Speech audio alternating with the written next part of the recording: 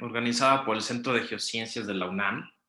Le doy la bienvenida a la doctora Miriam Bojorge y al doctor Enrique Cantoral, que nos van a dar un taller muy interesante llamado La biodiversidad como servicio ecosistémico, ecología acuática y algas. Y la doctora Miriam Guadalupe Bojorge García es bióloga egresada de la Facultad de Ciencias de la Universidad Nacional Autónoma de México. Realizó sus estudios de maestría y doctorado en el posgrado en Ciencias Biológicas de la UNAM. Desde 1999 comenzó la investigación sobre la ecología de algas en ambientes continentales y su uso como indicadores biológicos. Recientemente ha incorporado a sus líneas de investigación el estudio de algas aerotransportadas y algas edáficas. Actualmente es técnica académica de la Unidad Multidisciplinaria de Docencia e Investigación de la Facultad de Ciencias Campus Juriquilla. Desde su incorporación a dicha unidad, ha compartido diversos cursos para estudiantes de licenciatura y posgrado. También participa en diversas actividades de divulgación y difusión de la ciencia, ya que considera que estas son un pilar fundamental para el desarrollo de la ciencia en México. Por su lado, el doctor Enrique Cantoral Uriza tiene un doctorado en biología por la Universidad Nacional Autónoma de México.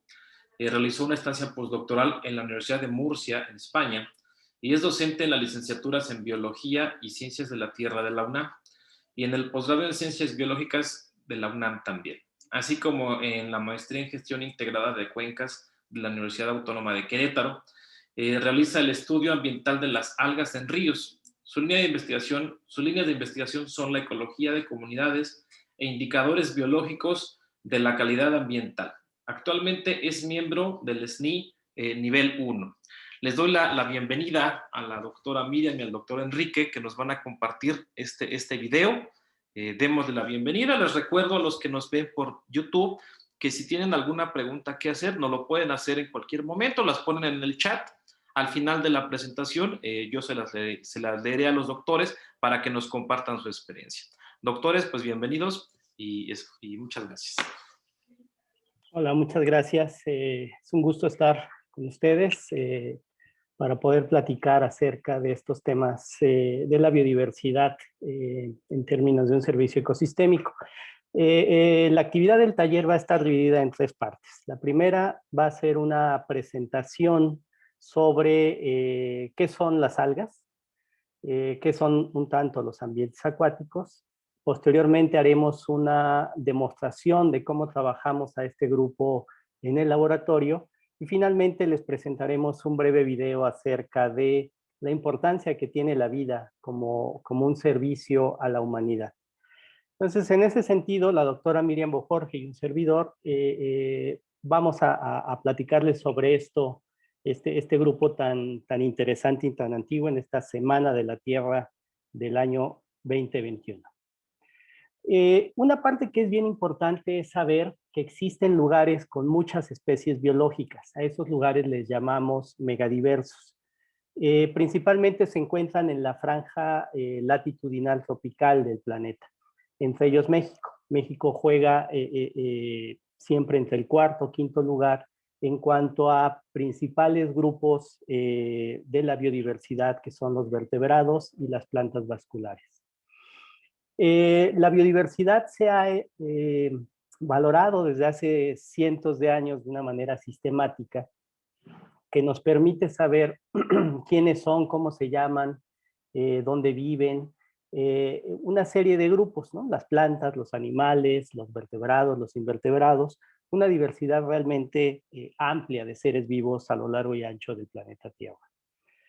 Dentro de estos grupos están las algas. ¿Y qué son las algas?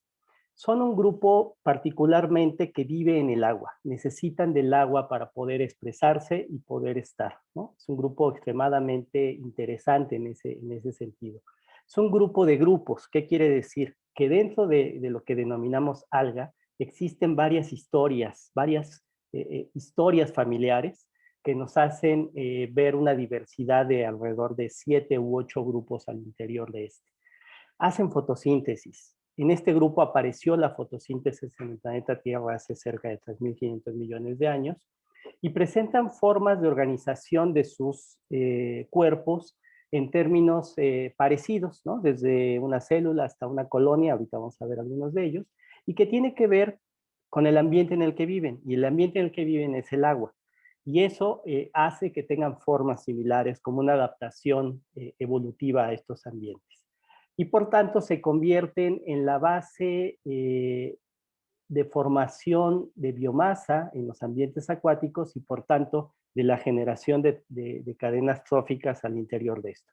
Los peces, los organismos del zooplancton, los crustáceos se alimentan de estos grupos gracias a la producción primaria que hacen las algas. Aquí vemos una serie de imágenes de diversas formas. Como les decía, viven en el agua y por tanto están en los ríos, en los lagos, están en los mares y los océanos, y todo aquel lugar donde exista humedad, donde exista agua que les permita expresarse. Entonces tenemos desde formas muy pequeñitas, de una sola célula que es todo un individuo, hasta estructuras mucho más complejas y organizadas de muchas células que los hacen ser también un solo individuo. Entonces hay una serie de complejidad a lo largo y ancho de estos grupos. ¿Qué les vemos a las algas y qué les vemos a la vida en general? Pues muchas características que tienen que ver con lo que percibimos inicialmente, que es la forma, con sus historias de vida, con cómo están sus células, ¿no? En general en la biología hablamos de dos tipos celulares, las células más antiguas les llamamos procarionta, sin un núcleo evidente, y células eucariotas como una célula con un núcleo definido. También vemos cómo funcionan bioquímicamente los intercambios de los ciclos bioquímicos al interior de las células y de los individuos. La parte de sus genes y su biología molecular, y también cómo viven en los ambientes y cómo se relacionan con otros seres vivos y cómo se distribuyen en el planeta Tierra. Al ser organismos tan antiguos, han estado desde antes de la panorámica que hoy día tenemos en el planeta Tierra de los continentes, ¿no? De hecho, desde la Pangea están estos seres vivos. Tienen cerca de 3.700 millones de años. Perdón, déjenme quitar esto. Ahí, bien. Cerca de 3.700 millones de años en el planeta. Las primeras células fotosintéticas autótrofas son del grupo de las cianobacterias. Y posteriormente, hace cerca de entre 1.800 y 2.000 millones de años, aparecen las células eucariotas, que son una diversidad importante dentro de las algas en estos grupos. Estas son algunas imágenes de estructuras formadas por seres vivos y por material parental, arenas y demás, que son los estromatolitos que se van depositando. Este, digamos, sería un corte transversal de una de estas rocas que se encontraron en Australia, en las costas cercanas a este lugar.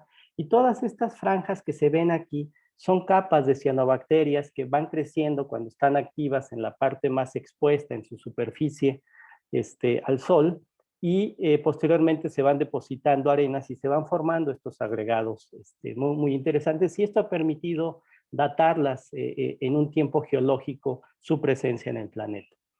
Hoy día, los seres vivos somos alrededor de 1.800 millones de especies diferentes.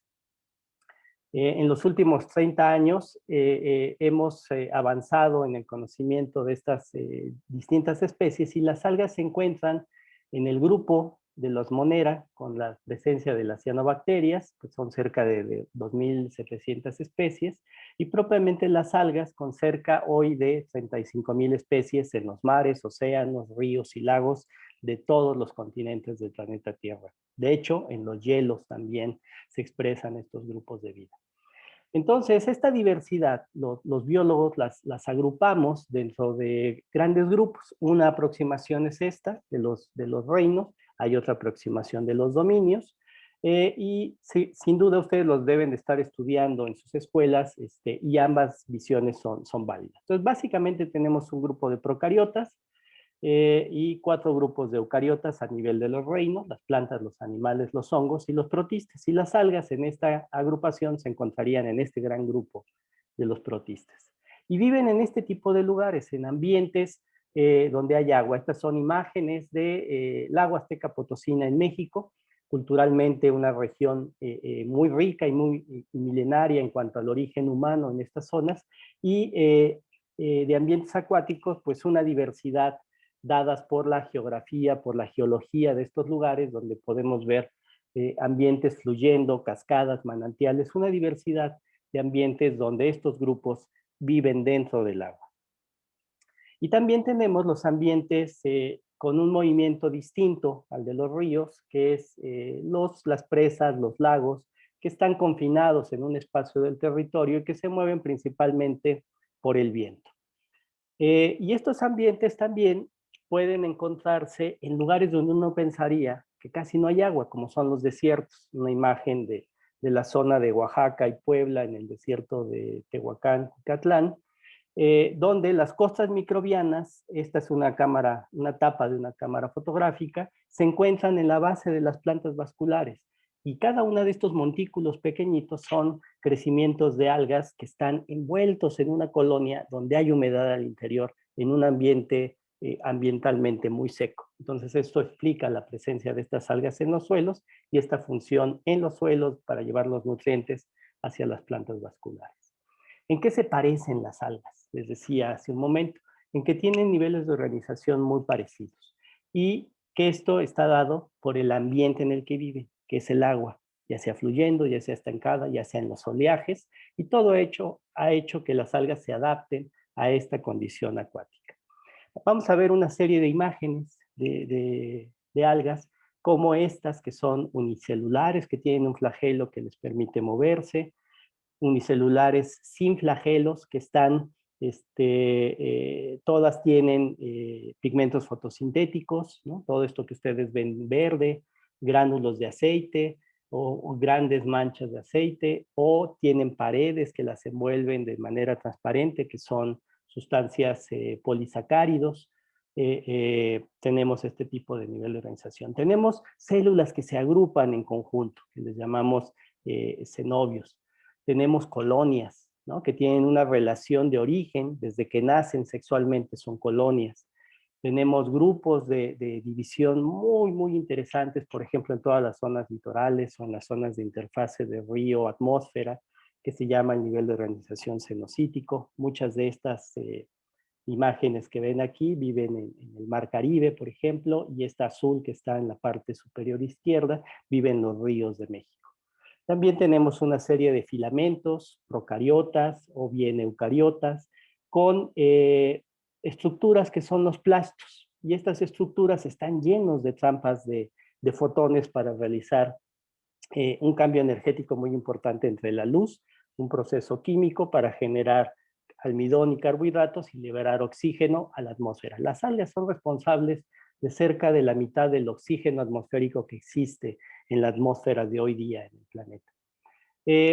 Les decía, se dividen en cerca de 7 grandes grupos de las algas. Uno procariota, que son las cianobacterias o cianofita, y 6 eucariotas, las algas rojas, las algas verdes, las algas cafés, los dinoflagelados, las crisofitas y las eubilenas.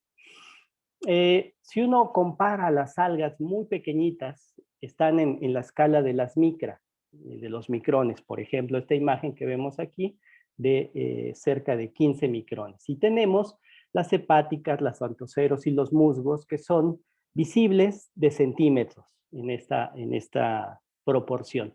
Y también comparadas, las algas marinas más grandes llegan a ser de más de 100 metros, que se fijan a un sustrato y pueden estar emergentes en la superficie del mar.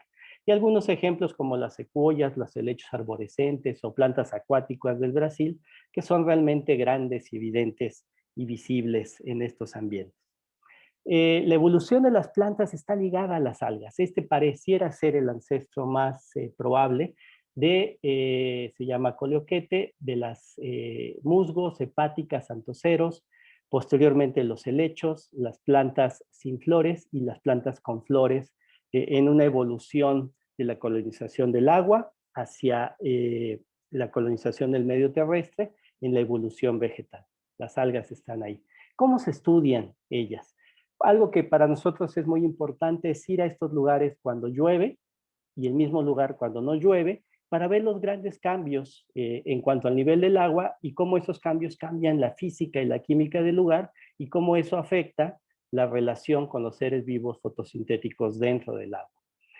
Un ejemplo, en la Ciudad de México, normalmente hacemos una serie de mapas para ubicar los sitios y en cada uno de esos sitios vamos y hacemos una serie de medidas en el sitio para saber qué cobertura hay de estos crecimientos visibles. Tomamos una muestra pequeña de estas para saber qué pigmentos tiene y qué comunidad la compone y la cobertura que pueden tener en esta zona para saber cómo ocupan el espacio. Medimos situaciones como la luz fotosintéticamente activa, conocida como PAR por sus siglas en inglés, con sensores que nos dicen cuántos fotones por centímetro cuadrado, por tiempo, por segundo, llegan a un punto específico donde crecen las algas. Medimos la velocidad de flujo a través del agua para saber desde las velocidades más bajas hasta las más altas cómo se expresan en este ambiente.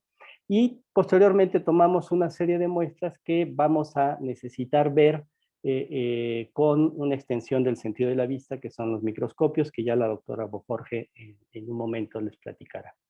Y también, les decía, tomamos partes de ellas, nos llevamos unas muestras en unos frascos y sacamos los pigmentos y sabemos si tienen clorofila, que es el pigmento más importante en la fotosíntesis, y tienen varios tipos de clorofila. Entonces podemos saber qué grupos componen la comunidad de algas que uno está recolectando.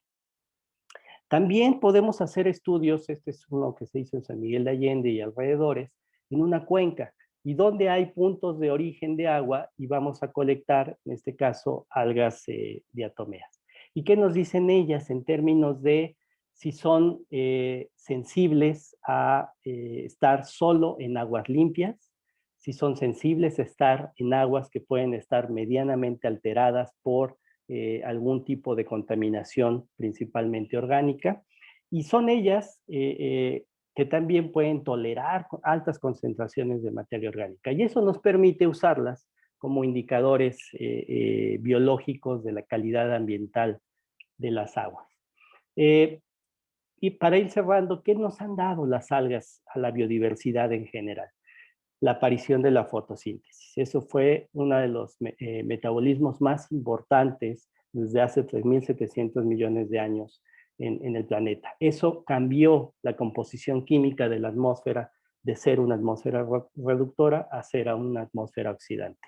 El paso de los procariotas a los eucariotas por procesos de endosimbiosis, el paso de la unicelularidad a la pluricelularidad, y la aparición de dos mecanismos muy importantes que son la mitosis y la meiosis para la diversificación celular, que se dio con los eucariotas. Entonces, ¿qué requerimos para este tipo de cosas? Pues que ustedes jóvenes se animen a estudiar esta biodiversidad, las aguas. ¿Por qué? Porque toda la vida depende del agua. Muchas de las actividades que los humanos hacemos están ligadas al agua. Necesitamos esto, saber qué hay, cómo está, cómo se trabaja. Ver a los ambientes, ver la biodiversidad y ver a las personas que habitamos los lugares. Eso es extremadamente importante porque nosotros como especie somos la principal factor de cambio. El manejo del territorio es muy importante a nivel de cuenca y con una visión interdisciplinaria en manejo de agua.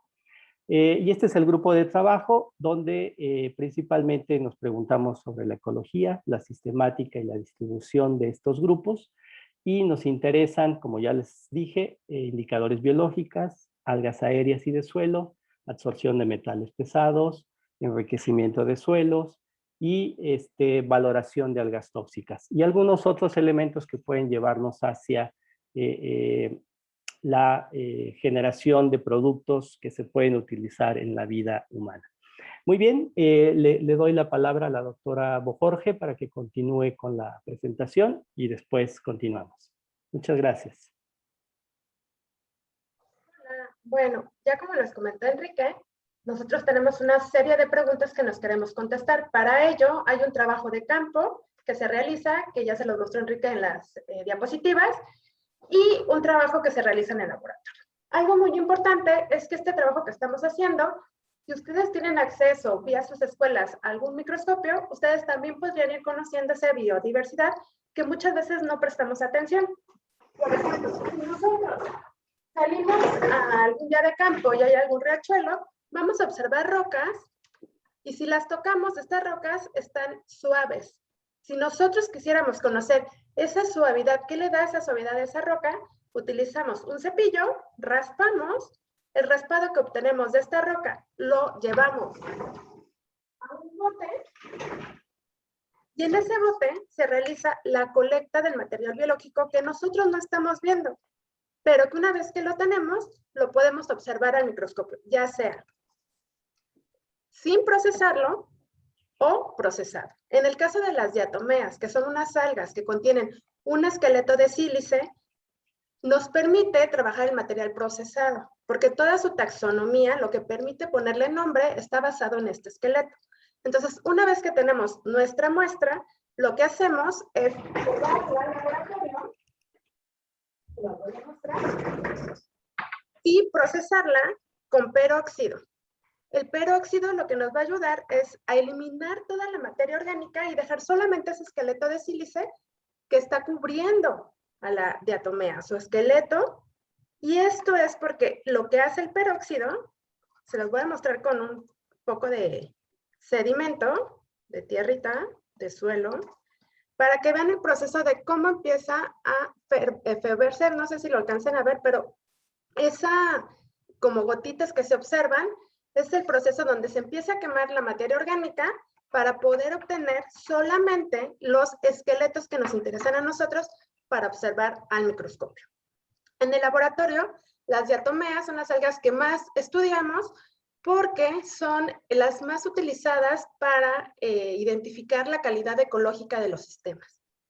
Al estar basado toda su taxonomía en ese esqueleto de sílice, ha tenido una clasificación desde hace mucho tiempo más avanzada que para otros grupos donde es indispensable conocer todo el ciclo biológico. Una vez que procesamos nuestra muestra, la vamos a tener en un vial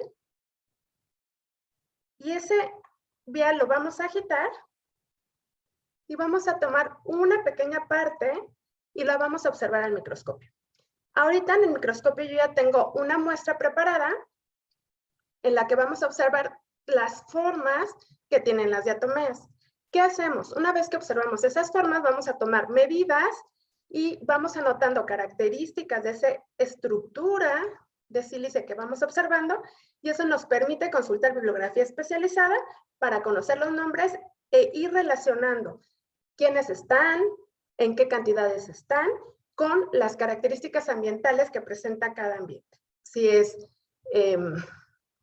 una temperatura elevada, si tenemos una alta concentración de nutrientes, todo eso lo vamos a ir relacionando con quiénes están y en qué cantidades están presentes.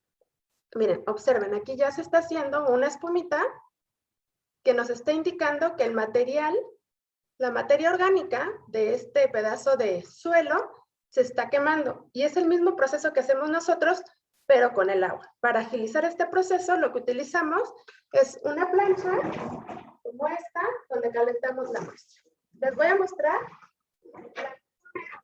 como son algas microscópicas, lo que requerimos es utilizar un microscopio, como les comentaba Enrique, para poder observarlas.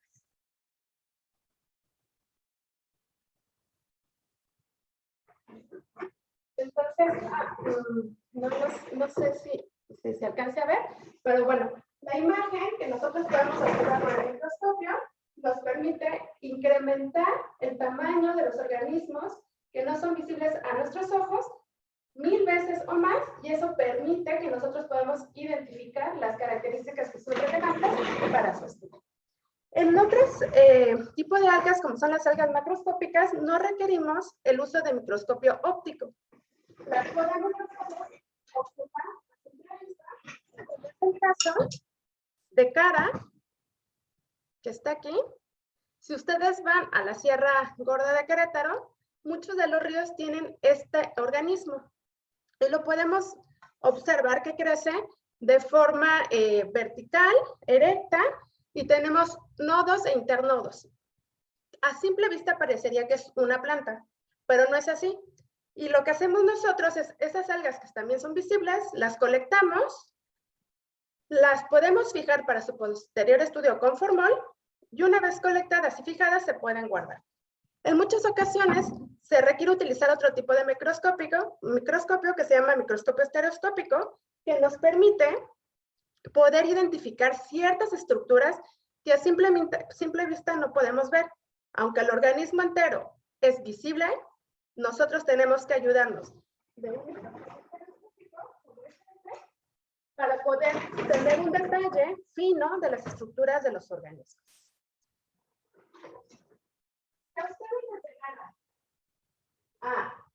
Llamarle la atención, estudiar estos organismos y en su escuela cuentan con microscopio, podemos utilizar algunas herramientas que les permitan fijar a sus organismos y de esa manera poderlos observar con mayor tranquilidad en los microscopios de su escuela.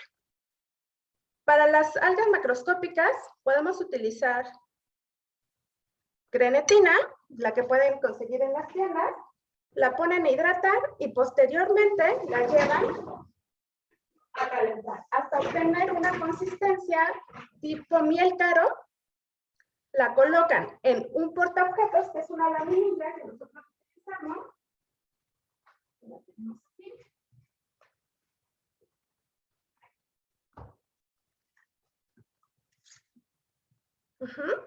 Colocamos una gota de la grenetina líquida, la dejamos enfriar un poco y posteriormente la cubrimos con un cubreobjetos como este. Esperamos a que seque un poco y lo podemos llevar al microscopio óptico que tenemos aquí atrás. Pero ¿por qué estudiar o por qué esforzarnos en conocer estos organismos que no vemos, que en la mayoría de las algas no vemos? Porque nos va a permitir tener información del ambiente en el que están creciendo, si es un ambiente sano, si es un ambiente que está perturbado, y no tenemos que perder de vista que estos organismos no solamente nos dan información del sistema que estamos estudiando, sino de lo que sucede a su alrededor. Muchas de las características que se van modificando en el entorno terrestre modifican el entorno acuático. Y eso incide directamente en nuestros organismos que son la base de las cadenas alimentarias de los sistemas terrestres. Lo mismo nos permite conocer las condiciones en las que está el material edáfico. Entonces, la biodiversidad que no vemos no es una biodiversidad menos relevante que la que sí observamos, porque en muchas ocasiones esa diversidad, que tenemos que utilizar diferentes herramientas para tener acceso a ellas, va a ser la base más importante para mantener todo el sistema terrestre que estamos observando. Entonces, a continuación, los dejaremos con un pequeño video donde menciona la importancia de la biodiversidad para mantenerla, para mantener servicios que nos dan nuestros ecosistemas. Muchas gracias.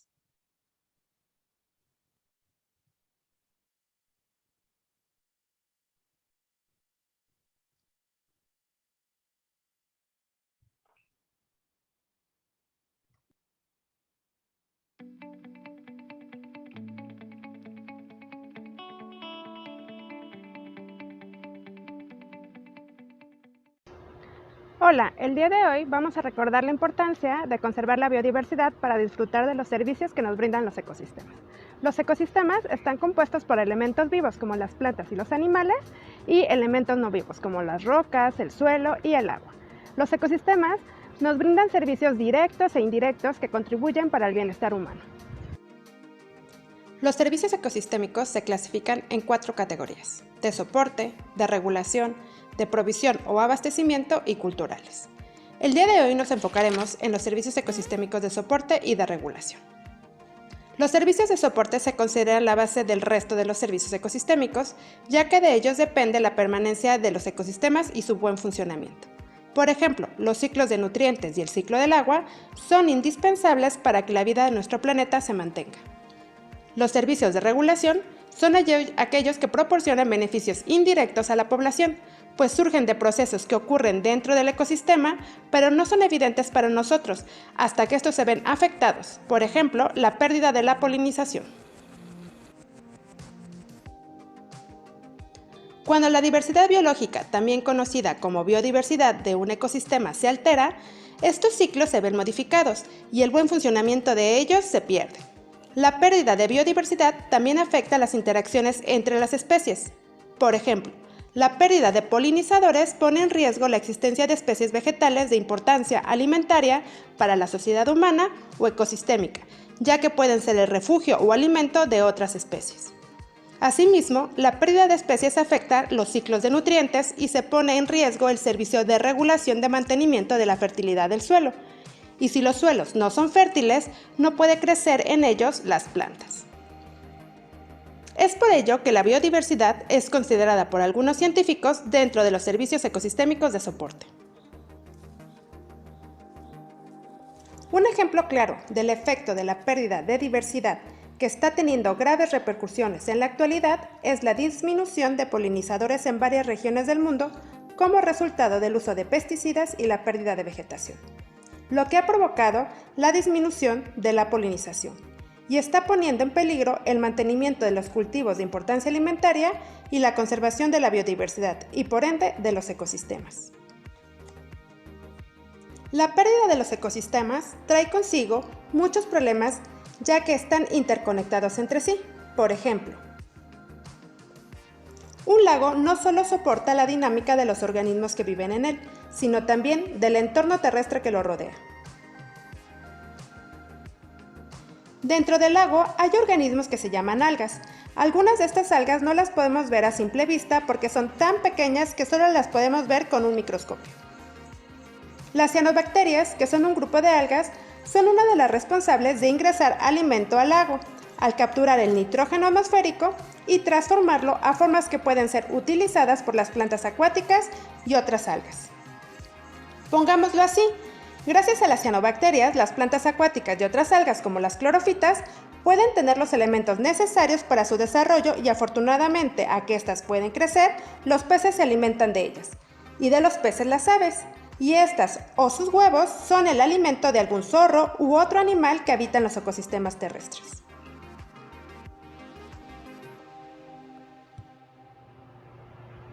¿Te das cuenta? En este ejemplo están conectados un ecosistema acuático con un ecosistema terrestre. Así como existe esta conexión, la mayoría de los ecosistemas están interconectados. Por eso es indispensable conservar el buen funcionamiento de estos. Para ello, se requiere conservar la biodiversidad de cada uno y de esta manera lograremos conservar los servicios ecosistémicos que son indispensables para nuestro bienestar.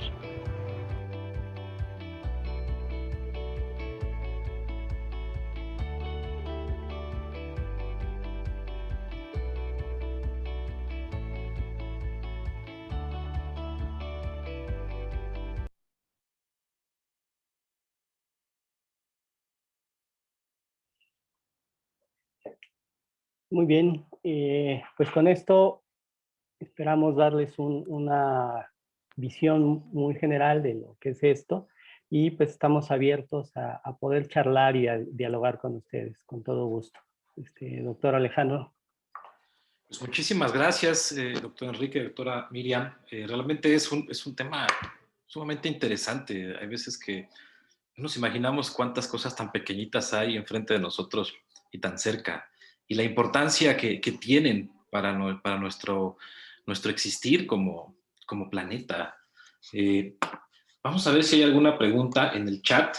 Veo que aquí hay muchos mensajes de agradecimiento, de cariño al video. Muy interesante. Bien. Les recuerdo que si hay alguna pregunta que quieran hacer, la escriban en el chat, yo se las leo a nuestros invitados para que nos la puedan contestar. Mientras yo hago una pregunta que puede ser muy interesante para todos.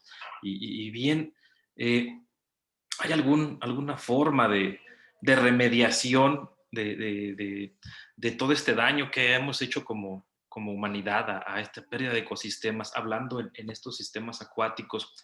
¿Se lleva a cabo algún programa, alguna actividad para evitar que se siga haciendo este daño?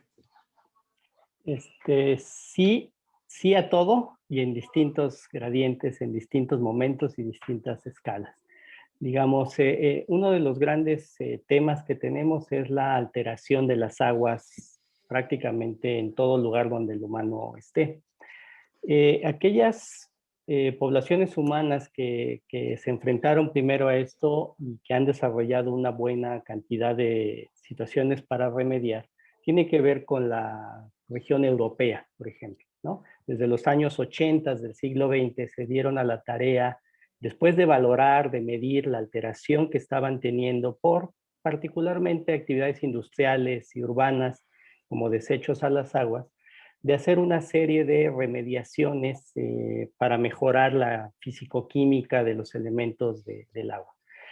Y en una de esas utilizaron a las algas como un grupo que pudiera retomar en su cuerpo parte de los metales pesados, por ejemplo, derivados de algunas actividades humanas en distintos procesos industriales, y después quitarlos del agua y confinarlos para poder quitar el elemento metal pesado del agua, ¿no? Entonces hay esos antecedentes desde aquellos sitios. En la parte de Asia también han venido realizando una serie de restauración de ríos para el disfrute de las personas, ¿no? Que también han mejorado con varias tecnologías ello.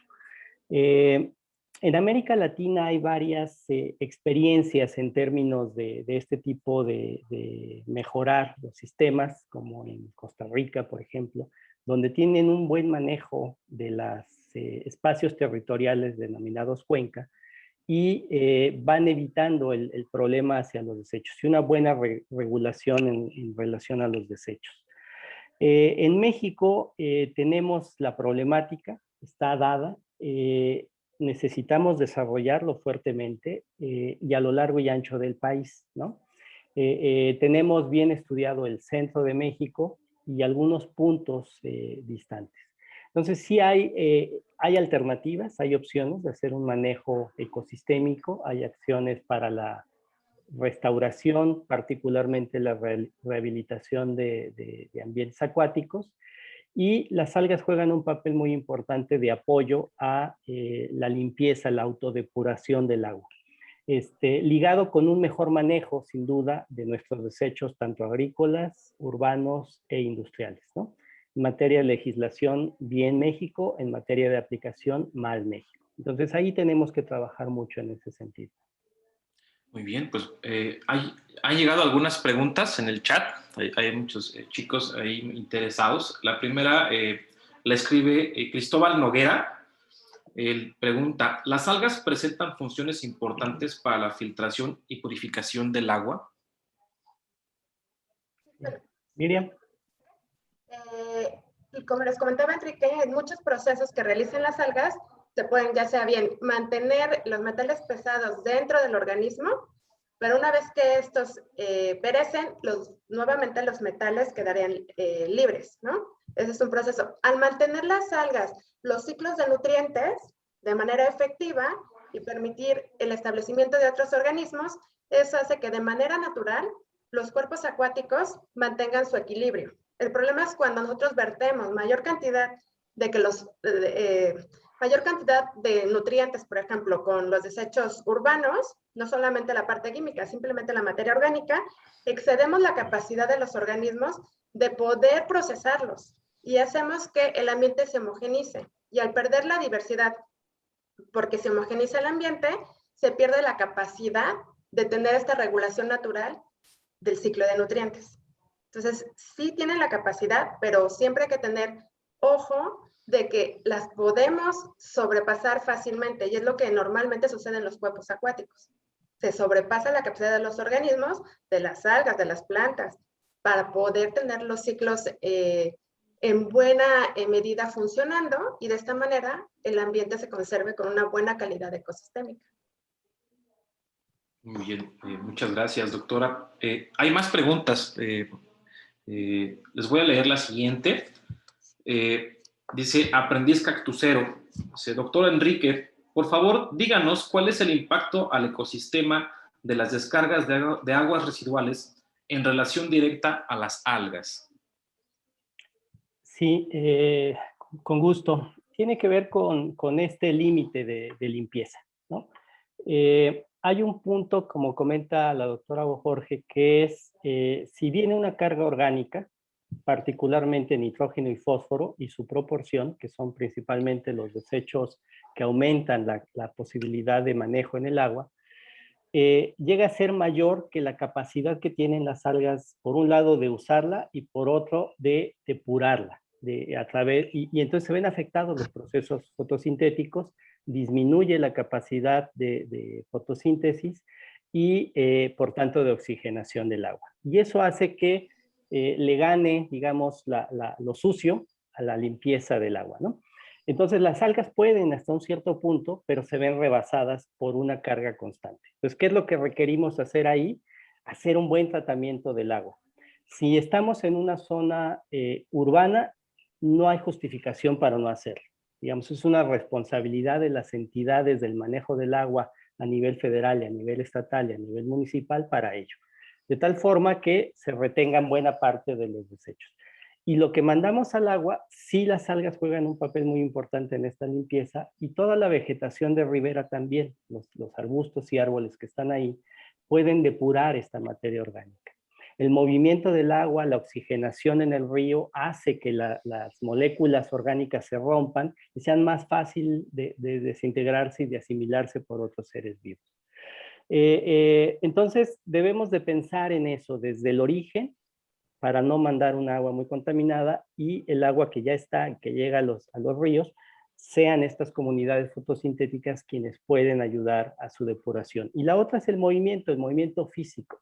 ¿Cómo se puede hacer? Pues con una serie, respetar los cauces de los ríos, el que sean como en formas en S, que les llamamos sinuosos, la sinuosidad, hace que se vaya moviendo el material, que se vaya oxidando, que se vaya depositando, que se vaya utilizando por distintos seres vivos inmersos en los ríos, ¿no? No solo los productores primarios, que son las algas, que son los musgos, que son las plantas acuáticas vasculares, y también tenemos una serie de organismos como zooplancton, como crustáceos, como peces, como pequeños mamíferos, y todos ellos pueden ir ayudando en esto, pero son principalmente los productores primarios los que hacen la primera limpieza, digamos, de lo que lanzamos a las aguas, ¿no? Entonces sí es posible, pero hay que ayudarles. Y hay otra serie de cuestiones que se pueden hacer, como son los humedales artificiales, donde en algunos poblados pequeños, en cuanto al número de habitantes, no tienen un sistema de tratamiento ideal.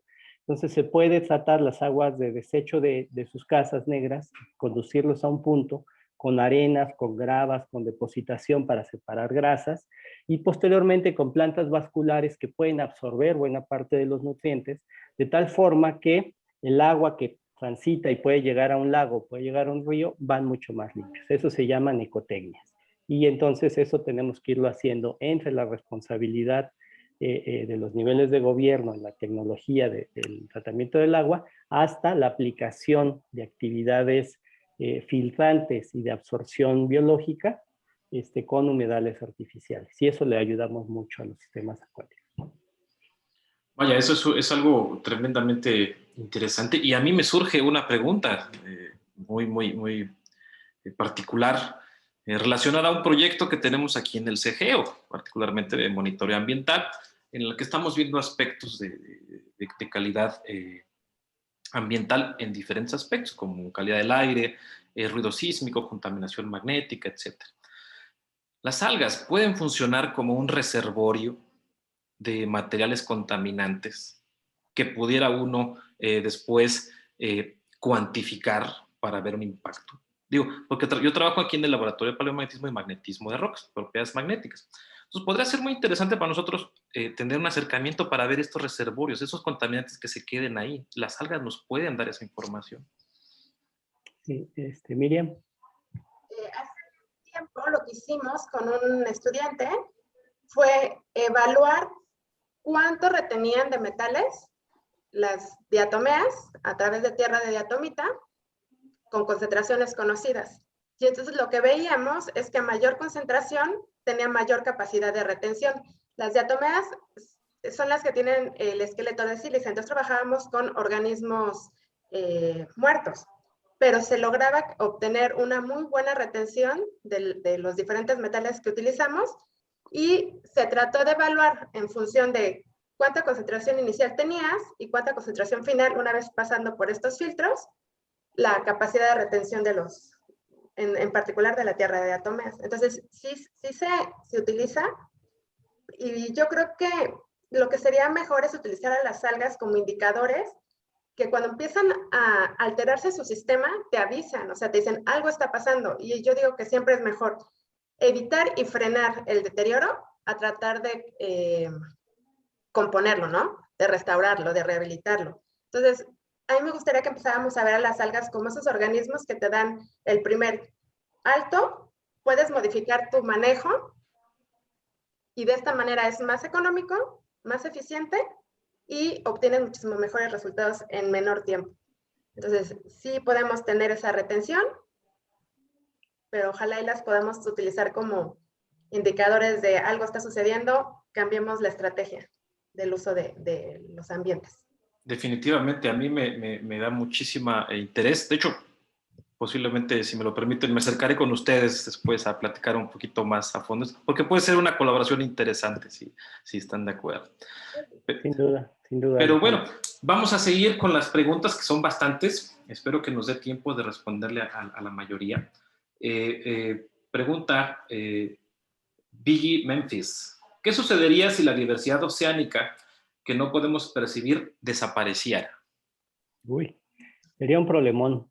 Sería un problemón porque, como les decía en la primera parte de la charla, cerca del 50% del oxígeno que todos los que dependemos de él para vivir lo usamos, provienen de las aguas oceánicas principalmente. Entonces, de entrada ahí tendríamos un desbalance importante en la concentración de oxígeno en la atmósfera. ¿Qué cosas estamos observando hoy día en los mares y océanos, ¿no? Desafortunadamente, todo desecho de nosotros llega a los mares, cuando es el caso, ¿no? Y en las salidas de los mares estamos observando aumento de concentraciones de nutrientes y crecimiento de las algas. Así como estamos hablando de que son muy buenas y son indicadores y demás, también el exceso de nutrientes puede generar el crecimiento de algunas algas que como mecanismo de defensa tienen toxinas evolutivamente, ¿no? Para que no se las coman. Pero en términos de tener muchas, se generan bastantes toxinas y esas toxinas cierran el sistema nervioso central de vertebrados. Entonces generan muerte de peces, de aves, de mamíferos marinos, mascotas que se acerquen a los lagos, a los mares, ¿no? Que beban un poco de esto, y evidentemente los humanos. Entonces es un problema que se vuelve de salud pública que tenemos que mirar, ¿no? Pero ojo, no son las algas. ¿Sí? Esa es una respuesta a un manejo del humano en términos de su consecuencia hacia allá. Entonces tenemos que trabajar en ese sentido. Entonces sí tendríamos un problema. Las cadenas tróficas en los mares, ¿no? Si tenemos ballenas, si tenemos tiburones, si tenemos delfines, es evidente que hay una buena base alimenticia que está soportada por los productores primarios, algas y pastos o plantas vasculares acuáticas marinas.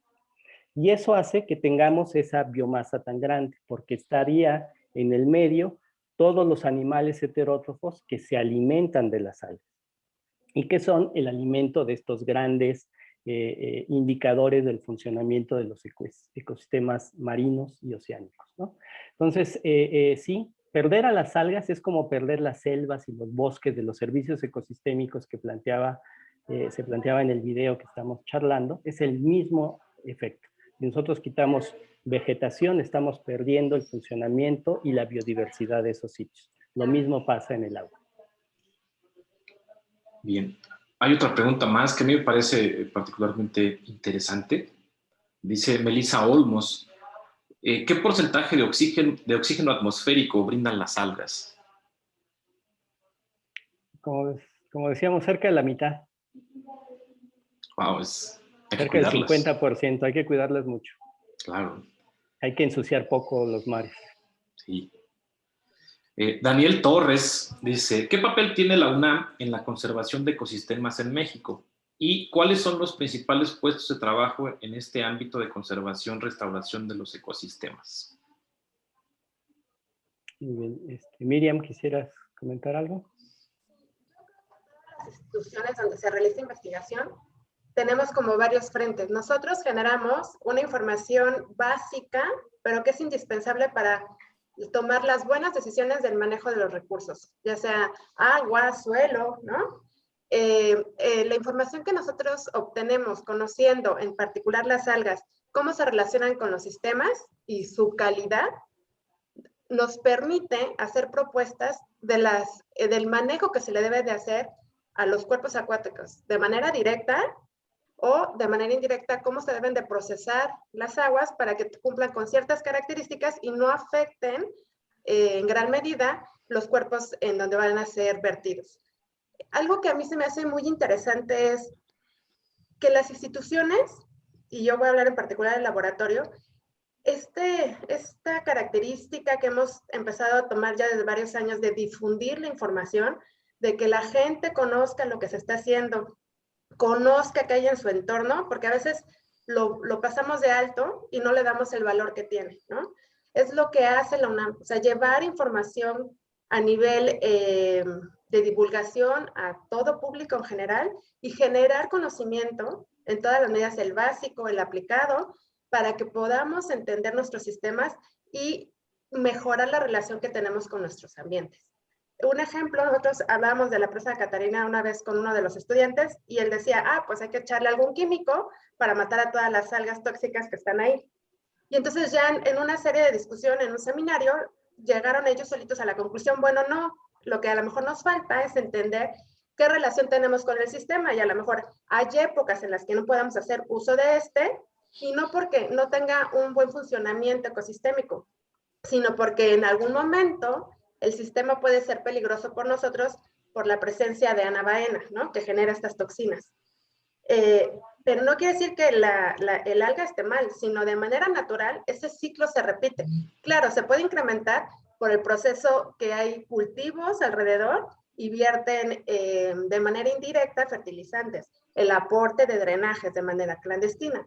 Pero si nosotros en lugar de decir, modifiquemos el ambiente, pongamos químicos, pongámoslo transparente, entendemos cómo funciona, que es lo que hicimos con este seminario con los chicos, ellos empiezan a entender que a lo mejor lo que nos falta son estrategias para convivir con nuestro ambiente.